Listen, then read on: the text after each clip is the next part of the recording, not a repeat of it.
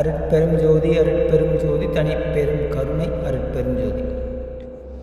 புலால் அதாவது அசைவ உணவுகளை உண்பதின் விளைவு என்ன? தியானம், யோகம், தவம், ஞானம் இது போன்ற விஷயங்களுக்கு சரியை கிரியை யோக நிலைகளில் அசைவ உணவை உட்கொள்வதால் ஏற்படும் விபரீதம் அல்லது விளைவுகள் என்ன?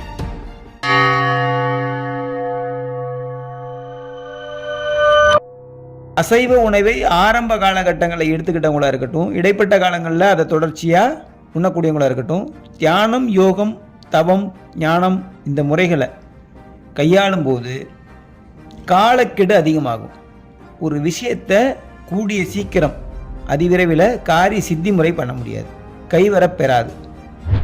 ஏனென்றால் ஒவ்வொரு வகையான அசைவ உணவிலும் இருக்கக்கூடிய உஷ்ணம் அசுத்த உஷ்ணம். இதான் அடிப்படை ரகசியம். ஏன் அசைவ உணவை உட்கொள்ளக்கூடாது, சைவ உணவை உட்கொள்ள சொன்னாங்க அப்படிங்கிறதுக்கான மூல சித்தாந்தம் உங்களுக்கு கண்டிப்பாக தெரியும். ஆ என்பது உயிருக்கும் உணர்வுக்குமான ஒரு ஒளி அலை. இந்த அசைவ உணவை நீங்கள் உட்கொள்றதுனால ஏற்படக்கூடியது காலதாமதம் ஏற்படும்.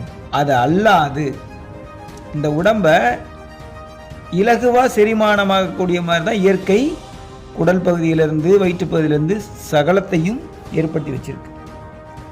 அதில் ஒரு அழுத்தமான ஒரு அசுத்த உஷ்ணமான உணவுகளை நீங்கள் கொடுக்கும்போது ஆயுட்காலம் குறையும். இல்லையே, அசைவ உணவு சாப்பிட்ற சைனாக்காரவங்களாம் 60 வருஷம் இருக்காங்களே, 70 வருஷம் இருக்காங்களே, அப்படி இருக்காங்களே, அது வேறு. அந்தந்த தட்பவெட்ப நிலை, மண்ணியலோட மரபு, அதன் பிறகு ஏற்படக்கூடிய வாழ்வியல் முறை, இதையெல்லாம் கணக்கிட்டு தான் ஒவ்வொரு இடத்துலையும் ஒவ்வொரு விதமான விஞ்ஞானிகள் ஒவ்வொரு விதமான உணவையும் பழக்க வழக்க முறைகளையும் சொன்னாங்க.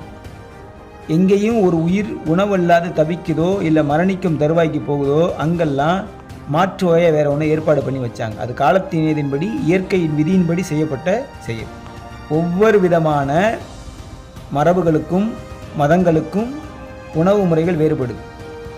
நாம் போகக்கூடிய சன்மார்க்க வழிமுறைகளில் கொலை, புலால் இது ரெண்டும் தான் கட்டுப்பாடு.